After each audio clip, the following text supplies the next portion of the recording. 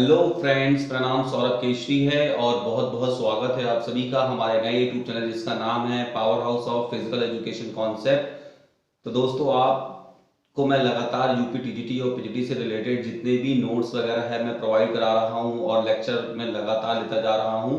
तो हमने ख़त्म किया था लास्ट टाइम में प्ले एंड प्ले थ्योरीज। तो मैं आपसे यही कहूंगा कि मैं सीक्वेंस से चल रहा हूं। पहले मैंने आपको हिस्ट्री पढ़ा दी है, सारे कंट्रीज की हिस्ट्री पढ़ा दी है। अगर आपने वो वीडियो नहीं देखा है तो मेरा रिक्वेस्ट है कि सबसे पहले आप वो वीडियो देख लें ताकि चीज़ें आपको सीक्वेंस से समझ में आए। और उसके नोट्स भी मैंने टेलीग्राम चैनल पर और व्हाट्सएप पे जितने भी ग्रुप बने हुए हैं उन सब पर मैंने डाल दिया है। आप वहां से भी डायरेक्टली आप कर सकते हैं या मुझे पर्सनल नंबर पे हाई लिख के भेजेंगे तो अपने प्रिपरेशन वाले ग्रुप में मैं आपको ऐड कर लूंगा ताकि टाइम टू टाइम आपको वीडियोस और नोट्स मिलते रहें। तो अभी हम लोग हिस्ट्री खत्म करने के बाद हमने दूसरा टॉपिक स्टार्ट किया था प्ले एंड इट्स थ्योरी। तो प्ले एंड इट्स थ्योरी में हमने कई सारी चीज़ें को कंप्लीट कर दिया है, हमने पूरी थ्योरी को पढ़ लिया है। और आज हम लोग पढ़ेंगे कि उस थ्योरी जो प्ले थ्योरी आती है, तो ज़्यादातर आपने देखा होगा जो प्ले थ्योरी से क्वेश्चन आते हैं उसमें ये पूछे जाते हैं कि जो थ्योरी है जैसे सरप्लस एनर्जी थ्योरी है तो उसको डिस्कवर्ड किसने किया था, वो थ्योरी किसने लिखी थी। तो इस तरह के क्वेश्चंस आते हैं। तो आज हम लोग उसी थ्योरी के शॉर्ट ट्रिक्स पढ़ेंगे कि कैसे उनको याद किया जाए। देखिए, वो मैंने अपने तरीके से बनाकर याद किया था, आप अपने तरीके से बना के याद कर सकते हैं, लेकिन मैंने जिस तरह से किया था वो मैं आपको बताऊंगा। उसके बाद मैं आपको कुछ इंपॉर्टेंट एमसीक्यूज दूंगा जो कि प्ले थ्योरीज से रिलेटेड होगा, प्ले और उसके मतलब थ्योरी से रिलेटेड होगा, जो कि बहुत ही इंपॉर्टेंट थ्योरीज है। तो अगर आप एक बार इसको देख लेंगे तो आपको किसी भी प्रकार की कोई प्रॉब्लम नहीं होगी। तो चलिए स्टार्ट करते हैं बिना टाइम को वेस्ट किए। अगर मेरी मेहनत पसंद आए तो मेरे चैनल को सब्सक्राइब करिए, लाइक करिए, दोस्तों को जरूर बताइए, ठीक है। तो आइए आज स्टार्ट करेंगे हम लोग और हम लोग सीखेंगे कि किस तरीके से। तो पहले मैं पेन ले लेता हूं और कैसे आपको याद करने हैं थ्योरीज, क्योंकि बहुत लंबे लंबे थ्योरीज, बहुत सारे थ्योरीज होते हैं, लेकिन जो आपको याद रखने हैं ना मैं उसके नाम बताऊंगा। मैंने आपको 13 बताया है, लगभग 12 या 13। तो उसमें से जो याद करने वाले थ्योरीज हैं वो बहुत ही कम है। मैं आपको बताऊंगा कि देखिए मैंने जो यहाँ लिखे हुए हैं ना, इतने ही थ्योरीज बहुत ही ज्यादा इंपॉर्टेंट है, तो आप इनको ही याद करिएगा। तो सबसे पहले है सरप्लस एनर्जी थ्योरी।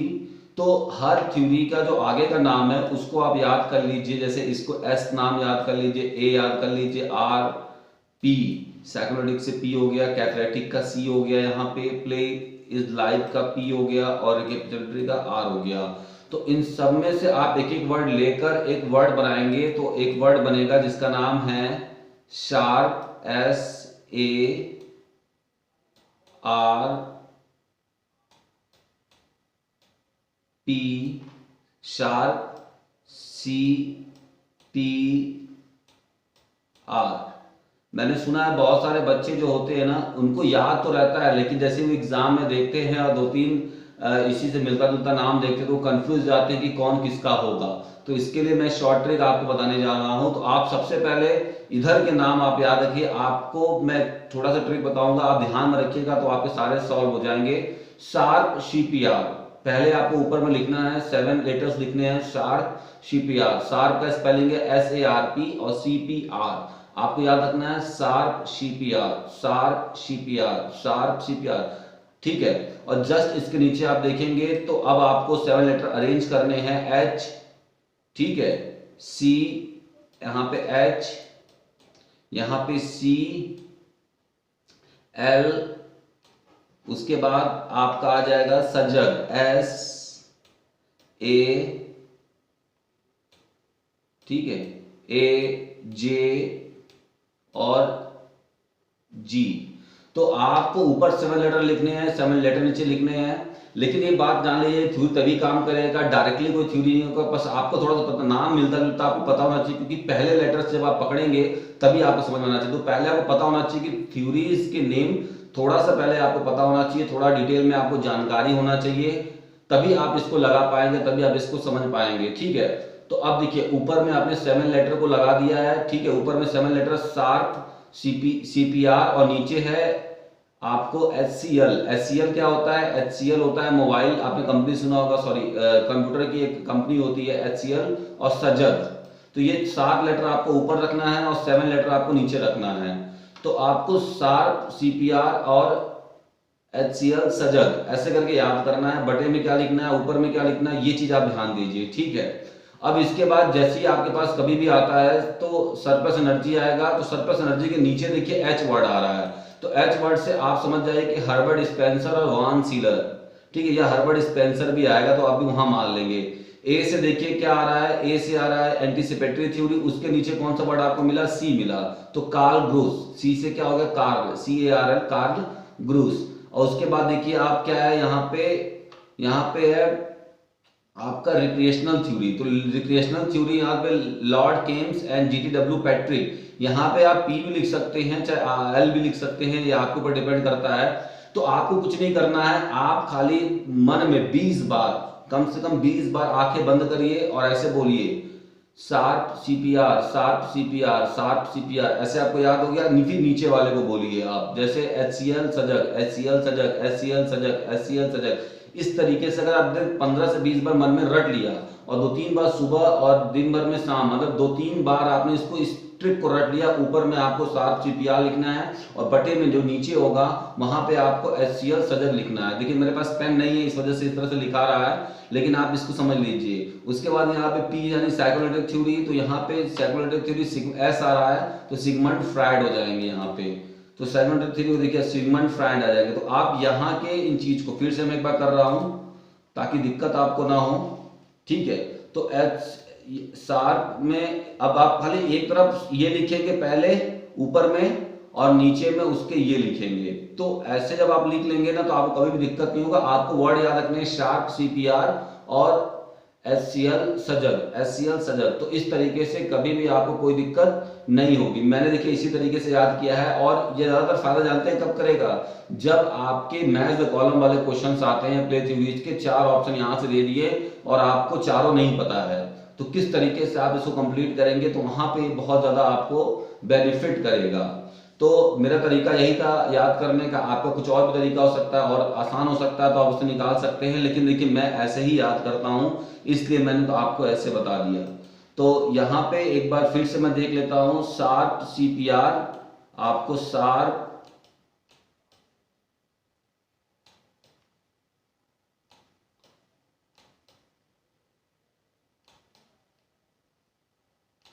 तो शार्प CPR आपको लेके चल रहा है और यहां लिखना है आपको HCl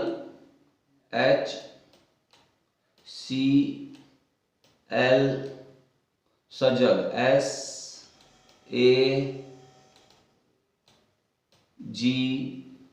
J और G लास्ट में।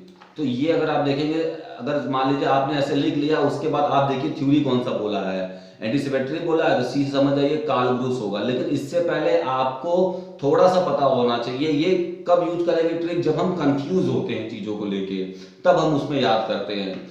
तो आप देख लीजिए यहाँ पे सरप्लस एनर्जी के लिए कौन है, हर्बर्ट स्पेंसर है, एंटीसिपेटरी के लिए कार्ल ग्रूस है, और रिक्रिएशनल थ्योरी के लिए Lord Kemps, GTW Patrick, Patrick P से भी याद कर सकते हैं आप इसको पैट्रिक, और साइकोएनालिटिक थ्योरी को सिगमंड फ्रायड, और सी से कैथरेटिक थ्योरी को अरिस्टोटल ने दिया था, पी प्लेज लाइफ को जॉन डेवी ने, और रिकैपिचुलेटरी थ्योरी को यहाँ पे रिकैपिचुलेटरी थ्योरी को किसने दिया था, जी स्टैनली हॉल ने दिया। तो जी से आप याद रखेंगे रिकैपिचुलेटरी थ्योरी, लास्ट वाला आर यहाँ पे रिकैप होगा, ये थोड़ा सा आपको अटेंडम लाना पड़ेगा, देखिए नहीं तो कंफ्यूजन तो बनी रहेगी बहुत सारी, ठीक है। तो चलिए अब हम लोग लगाएंगे कुछ MCQs और आगे की तरफ चलेंगे और देख लेंगे। आई होप कि आपको ठीक लगा होगा, नहीं लगा है तो आप अपने हिसाब से याद कर सकते हैं, मेरा बस छोटा सा एक प्रयास था आपको याद कराने का। तो अब हम लोग सम्मिलित करेंगे, देखिए हमारा पहला क्वेश्चन ही है, तो सरप्लस एनर्जी थ्योरी, तो हमने देखिए हम सबसे पहले उस थ्योरी, हमने उस ट्रिक को लिखना स्टार्ट किया। मैंने बताया ना, अगर आपको ट्रिक याद होगा तो शार्प SARP शार्प सजग SAJG, ठीक है, मैंने तिरछा लिखा है ये चीज, आप लोग यहां ध्यान रखिएगा। तो क्योंकि ये थोड़ा सा माउस से लिखना पड़ता है ना, तो इस वजह से नहीं हो पा रहा है। HCl, ठीक है, उसके बाद सजग, 7 लेटर ऊपर 7 लेटर नीचे, अगर आपको ये चीजें पता हो गई और इस 7 लेटर का आप नीचे पता, तो आप आगे के नाम से मिलाकर इसको पकड़ सकते हैं। देखिए पकड़ सकते हैं, ये आपके ऊपर डिपेंड करता है कि आप कितने अटेंटिव हैं और कितने अलर्ट हैं। सजग, जे और फिर जी, ठीक है, सजग, सजग, जे पहले आएगा, जी बाद में आएगा। तो अब यहाँ पूछा अतिरिक्त ऊर्जा का, तो एच मिला यानी हर्बर्ट स्पेंसर, तो स्पेंसर और सीलर आपको ये पता होना चाहिए पहले। तो ए का क्या हो गया, तीसरा हो गया, ठीक है। इसके बाद क्या बोला, एंटीसिपेटरी, ए का यानी ए से एंटीसिपेटरी आ रहा है, तो इसके नीचे क्या है, सी, कार्ल ग्रूस होंगे इसके, कौन होंगे, कार्ल ग्रूस, तो बी का चौथा, ठीक है। इसके बाद रिक्रिएशनल थ्योरी, आर का देखिए एल, लॉर्ड किम्सेपेट्रिक, ठीक है। तो रिक्रिएशनल थ्योरी का यानी कि सी का दूसरा हो गया, और डी का क्या हो गया, फिर आपको जी स्टैनली हॉल, ये मिल जाएंगे, डी का पहला। तो आइए देख लेते हैं कौन सा आंसर इसमें सही है फिर से एक बार। तो इसमें जो आंसर है फिर से हम लोग देख लेते हैं, ए का तीसरा, ठीक है, एंटीसिपेटरी यानी कि ए अगर शार्प में एच, तो आप इसको जब लिख के करेंगे ना तो कभी भी आपको दिक्कत नहीं होगी। तो इसका जो करेक्ट आंसर है वो हमारे हिसाब से डी आंसर एकदम सही है, ठीक है। तो चलिए आगे बढ़ते हैं और नेक्स्ट क्वेश्चन की तरफ चलते हैं। तो इस तरह क्वेश्चन देखिए आ सकते हैं। अब आपसे पूछा जा रहा है, खेल शरीर रचना के संरक्षण, समृद्धि एवं विकास के लिए बहुत आवश्यक है। तो यह बात किसने कही है, तो ये स्टेटमेंट बहुत ही फेमस है, मैकडूगल ने कही है खेल के बारे में। आइए आगे बात कर लेते हैं, which of the following is not a feature of the play, मतलब इसमें से कौन सा ऐसा है जो खेल का संबंध जिससे नहीं है, या खेल का मतलब विशेषता नहीं है, ठीक है, खेल की विशेषता नहीं है। तो खेल स्वतंत्रता है, बात सही है। खेल आनंद की अनुभूति कराता है, सही है। खेल एक स्वाभाविक है, नेचुरल एक्ट होता है, बच्चे खेलते ही हैं, ये भी सही है। कार्य, खेल कोई वर्क नहीं है, कोई लोड नहीं होता है, बात समझ में आया, खेल कोई वर्क लोड नहीं है। तो यहाँ पे ये ऑप्शन गलत हो जाएगा और इसके अनुसार ऑप्शन सही हो जाएगा। चलिए नेक्स्ट क्वेश्चन की तरफ चलते हैं। क्वेश्चन नंबर 4, खेल पर आधारित किंडरगार्टन शिक्षा पद्धति का आविष्कार किया था। तो खेल पर आधारित खेल पर आधारित किंडरगार्टन जो पद्धति बनी थी खेल पर आधारित पढ़ाने के लिए, बच्चों के लिए, बच्चों प्राइमरी स्कूल, प्री स्कूल बच्चों के लिए होता है, प्ले स्कूल आपने सुना होगा। तो ये प्ले स्कूल के लिए फ्रोबेल ने ही सबसे पहले, तो यहाँ पे फ्रोबेल इसका राइट आंसर हो जाएगा। आगे चलेंगे नेक्स्ट क्वेश्चन की तरफ, और नेक्स्ट क्वेश्चन फिर से हम देख लेंगे एक बार। खेल का वह कौन सा सिद्धांत है जिसके अनुसार बच्चे अपनी भावी जीवन की तैयारी हेतु खेल को खेलते हैं। तो इसका जो राइट आंसर हो जाएगा वो क्या हो जाएगा, एंटीसिपेटरी, ठीक है, थ्योरी ऑफ एंटीसिपेटरी या पूर्व अनुमान का सिद्धांत। मैंने बताया था आपको, आपने थ्योरी अगर नहीं देखा है तो मेरा रिक्वेस्ट है कि पहले वो थ्योरी देख ले, तभी आपको ये चीजें बहुत अच्छे से समझ में आएंगी, ठीक है। तो पूर्व अनुमान का सिद्धांत में क्या होता है कि बच्चे जो भविष्य बनना चाहते हैं ना, उसको पहले से क्या करते हैं, उसको पहले से ही उस तरह के खेल को चुनकर और खेलना स्टार्ट करते हैं। तो that is a anticipatory theory of play, ठीक है। आइए नेक्स्ट बात कर लेंगे, इनमें से कौन सा खेल का सिद्धांत नहीं है। तो देखिए यहाँ पे ऑप्शन है theory of psychological, theory of psychological, theory of psycho analytic, theory of motivator, theory of cathartic. तो हमने इसमें से कौन से थ्योरी पढ़े थे, तो हम लोगों ने इसमें से 2 थ्योरी पढ़े थे। अगर आपने मेरा लेक्चर देखा होगा तो आपने पढ़ा होगा, ये थ्योरी नहीं है, साइकोलॉजिकल थ्योरी नहीं है, और थ्योरी ऑफ मोटिवेटर ये नहीं है, यानी 2 है, 2 और 4। तो जहां पे 2 और 4 ऑप्शन सी इसका सही है।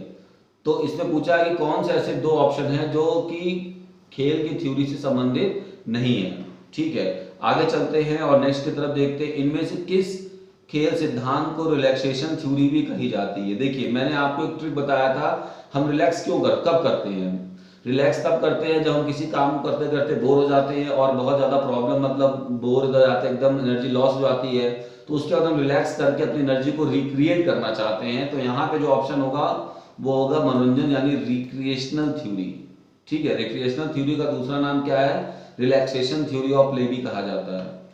तो इस चीज को ध्यान रखिएगा आप। चलिए आगे की तरफ चलते हैं, नेक्स्ट की तरफ बात कर लेते हैं। तो हमारा जो नेक्स्ट है आपको बहुत मजा आने वाला है, अभी बहुत अच्छे अच्छे क्वेश्चंस आपको मिलेंगे। तो देख लीजिए नेक्स्ट हमारा है, इनमें से किस खेल सिद्धांत का उद्देश्य अतीत के लिए खेल महत्वपूर्ण है कहा गया है, ठीक है। तो इसमें जो सबसे सही आंसर इसका होगा पूर्व अनुमान है, क्योंकि अतीत के लिए सॉरी पुनरावृत्ति है, सॉरी इसमें पूर्वानुमान है, सॉरी पुनरावृत्ति क्यों है, पुनरावृत्ति मतलब बोला गया है कि रिकैपिचुलेटरी थ्योरी। रिकैप मतलब क्या हो रहा है कि हम लोग जो खेल रहे हैं ना वो अतीत से सीखे हुए हैं। जैसे मैंने बताया था आपको थ्योरी में कि रिकैपिचुलेटरी थ्योरी का मतलब क्या होता है कि बच्चे जो होते हैं वो अपने, ठीक है, पूर्वजों के अनुसार खेलते। तो इंसानों के पूर्वज कौन थे, आदि मानव थे। तो आदि मानव क्या करते थे, अपनी जीविका चलाने के लिए दौड़ते थे, कूदते थे, भागते थे, चलते थे, तो मूवमेंट्स करते थे, ठीक है। आज बल बच्चे वही मूवमेंट्स करते हैं, खेल में दोहरा रहे हैं। तो इसी को क्या कहा जाता है, रिकैपिचुलेटरी थ्योरी, यानी पुनरावृत्ति का सिद्धांत। आया समझ बात। तो अतीत जब भी आपका आएगा, पास्ट की बात हो रही है तो पास्ट का मतलब क्या है, पास्ट इज तो पास्ट का जब भी मतलब आएगा तो आप ये समझिएगा कि वो क्या हो जाएगा, रिकैप में जा रहा है, मतलब पुरानी चीजें की बात हो रही है। आइए नेक्स्ट की तरफ चल लेते हैं और क्वेश्चन नंबर 9 को देखते हैं। तो क्वेश्चन नंबर 9 क्या है, इनमें से किस खेल सिद्धांत को प्राकृतिक तथ्य कहा जाता है, नेचुरल एक्ट, ठीक है। तो जो प्ले ऑफ थ्योरी है, नेचुरल एक्ट कौन सी होगी, स्वाभाविक सी बात है, तो स्वाभाविक इंस्टिंक्ट। तो नेचुरल हमारा खेलना एक स्वाभाविक प्रक्रिया है, तो नेचुरल एक्ट कौन सा होगा आपका, स्वाभाविक, यानी इंस्टिंक्ट थ्योरी। इंस्टिंक्ट का मतलब भी स्वाभाविक होता है। तो प्राकृतिक मतलब कौन है, जो बच्चे, मतलब इसमें थ्योरी में कहा गया है कि बच्चों के अंदर खेल पहले से ही विद्यमान होता है, उनको खेल के बारे में कुछ भी सिखाना नहीं होता है, वो अपने से ही खेलते हैं। तो ये आपका कंप्लीट हो गया। चलिए आगे की तरफ चलते हैं। कोई दिक्कत होगा तो आप डायरेक्टली मेरे को फोन नंबर पे बात कर सकते हैं किसी क्वेश्चंस में। इनमें से कौन विषम है, विषम का मतलब है कि कुछ अलग छांटना है हमको इसमें से। रेचन का सिद्धांत, पुनरावृत्ति का सिद्धांत, इंग्लिश में बात करते हैं, थोड़ा इंग्लिश में ठीक लग रहा है। Theory of cathartic, recapitulatory theory, theory of excess energy and inspection theory.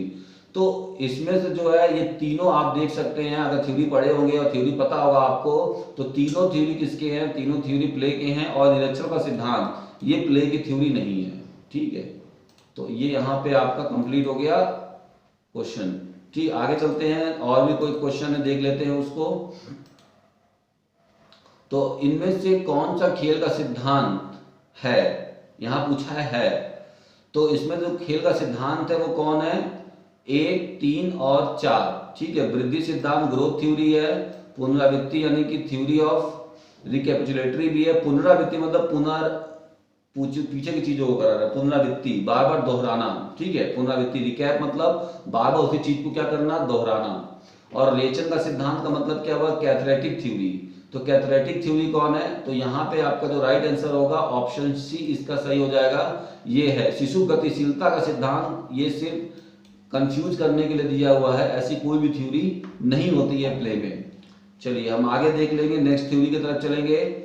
इसमें से किस सिद्धांत के द्वारा बच्चे खेल के माध्यम से वयस्क के व्यवहार को सीखते हैं। तो देखिए हम वयस्क हो रहे हैं, तो वयस्क हम कब होते हैं, वयस्क हम कब होते हैं, तो वयस्क जब हम होते हैं तो हम, इसका मतलब बड़े होते हैं। वयस्क के व्यवहार को सीख रहा है यानी बच्चा बड़ा हो रहा है, तो सीधा तो मतलब निकल जाता है कौन सा, ग्रोथ थ्योरी यानी वृद्धि का सिद्धांत। देखिए अगर आप चीजों को कोरिलेट करके पढ़ेंगे तो कभी भी फिजिकल एजुकेशन में किसी भी तरह के एग्जाम में भूलेंगे नहीं। मैंने चीजों को क्या किया है कि कोरिलेट करके पढ़ा हुआ है, और क्वेश्चन से ही उसके आंसर समझने की कोशिश करते हैं। क्योंकि जिंदगी में आप 10,000, 2 लाख, 4 लाख क्वेश्चन भी रट डालेंगे ना, तो जरूरी ये नहीं है कि वही 2 लाख क्वेश्चन आपके एग्जाम में आए और आप उसको कर लें। तो इसीलिए मेरा कहने का मतलब है कि आप अपने कॉन्सेप्ट को क्लियर करिए। इसीलिए मेरे चैनल का नाम भी आप देख रहे होंगे, मेरे ऊपर लिखा हुआ है physical education concept, power house of physical education concept. तो कॉन्सेप्ट के लिए मैं बात कर रहा हूं, और मैं जानता हूं कि कॉन्सेप्ट के बिना कुछ भी नहीं हो सकता है। जिसको भागना है, हवा में तीर चलाना है, चलाए, कोई मतलब नहीं है उसका। तो वयस्क का मतलब क्या हुआ, वयस्क बच्चे तभी बनते हैं, वयस्क व्यवहार कब सीखेंगे, जब वो ग्रोथ कर रहे होते हैं। तो सीधा तो मतलब यहाँ पे ग्रोथ थ्योरी हो जाएगा। तो अगर आपकी इंग्लिश अच्छी है और कुछ टर्मिनोलॉजी को आप जानते हैं, तो आपको रिलेट करके भी फिजिकल एजुकेशन में 50-40% चीजों को जान सकते हैं। आइए आगे बात करते हैं। बच्चे खेल के माध्यम से सामाजिक रीति रिवाज सीखते हैं, इसका संबंध किस सिद्धांत से है, सामाजिक अधिगम सिद्धांत, सोशल लर्निंग थ्योरी। तो पहले आप ये देखेंगे कि आपने कौन सी थ्योरी पढ़ी है। देखिए जब तक आप थ्योरी नहीं पढ़ेंगे, मतलब इसका थ्योरी पार्ट आपने नहीं देखा है, तब तक आपको ये क्वेश्चन नहीं समझ में आएंगे, इस बात को मान लीजिए आप। Social contract theory, theory of social recreational theory, तो ये तो एकदम नहीं होगा। सबसे पहले अगर करने का तरीका देखो, आपको क्वेश्चन बता रहा हूं मैं, जब भी आप क्वेश्चन लगाते हो ना तो आप ध्यान दीजिए कि सबसे पहले उस ऑप्शन को छाटिए जो बिल्कुल नहीं हो सकता है, क्योंकि 4 ऑप्शन रहेगा तो आप बार बार आपका नजर उस पर जाएगा और टाइम वेस्ट होगा। तो यहाँ पे सबसे बेकार जो आंसर लग रहा है इस क्वेश्चन के हिसाब से वो डी ऑप्शन है। क्या है? D option. Theory of social हमने कभी भी प्ले थ्योरी में नहीं पढ़ा है। सोशल लर्निंग थ्योरी, लर्निंग अलग होता है और प्ले थ्योरी अलग होती है। सोशल लर्निंग थ्योरी अलग है। तो यहाँ पे सोशल कॉन्टेक्ट थ्योरी यानी ऑप्शन बी इसका करेक्ट हो जाएगा। आप इसको देख सकते हैं, ऑप्शन बी इसका एकदम करेक्ट है। और एक चीज बताना चाहूंगा लास्ट में आपको, मैंने पिछले लेक्चर में क्वेश्चन पूछा था what is difference between games and sports, तो कुछ लोगों ने आंसर दिया। मुझे बहुत अच्छा लगा कि कुछ लोग जानने और करने के बहुत ज्यादा इच्छुक रखते हैं, इंटरेस्ट है उनको। तो अब मैं आपको आंसर बता रहा हूं। देखिए, गेम्स और स्पोर्ट्स जो होता है वो बिना रूल्स रेगुलेशंस का होता है, ठीक है। जो हम लोग नॉर्मली खेलते हैं उसे हम स्पोर्ट्स कहते हैं, क्योंकि और जिस खेल में पूरा फेडरेशन के रूल्स फॉलो हो रहे हैं, ठीक है, वो होते हैं गेम्स। तो जितने भी आपने देखा ओलंपिक गेम्स हो, चाहे कॉमनवेल्थ गेम्स हो और चाहे वो एशियन गेम्स हो, वहां फेडरेशन के रूल्स ऑफ फॉलो होते हैं। और अगर मान लो हम लोग खेल रहे हैं, अगर मान लो छत पे हम लोग क्रिकेट खेल रहे हैं, हम लोग पास विकेट नहीं है तो हम लोग दीवार पे ही विकेट बना लेते हैं। तो हमने क्या किया, रूल्स को मॉडिफाई किया अकॉर्डिंग टू अवर अवेलेबिलिटी। तो इससे क्या हो गया, जब हम गेम के रूल्स को मॉडिफाई कर सकते हैं और तब हम जब कोई खेल खेलते हैं तो उसे हम स्पोर्ट्स कहते हैं। बात समझ में आया? और जब हम एकदम according to law, according to federation law के हिसाब से जब कोई खेल खेलते हैं तो वो गेम में आता है। अब बात समझ में आया? Thank you very much. अगर मेरा क्लास पसंद आया तो मेरे चैनल को सब्सक्राइब करिए, लाइक करिए और दोस्तों जरूर बताइए। बहुत मेहनत कर रहा हूं आपके लिए, तो आप भी इसको करिए। Thank you.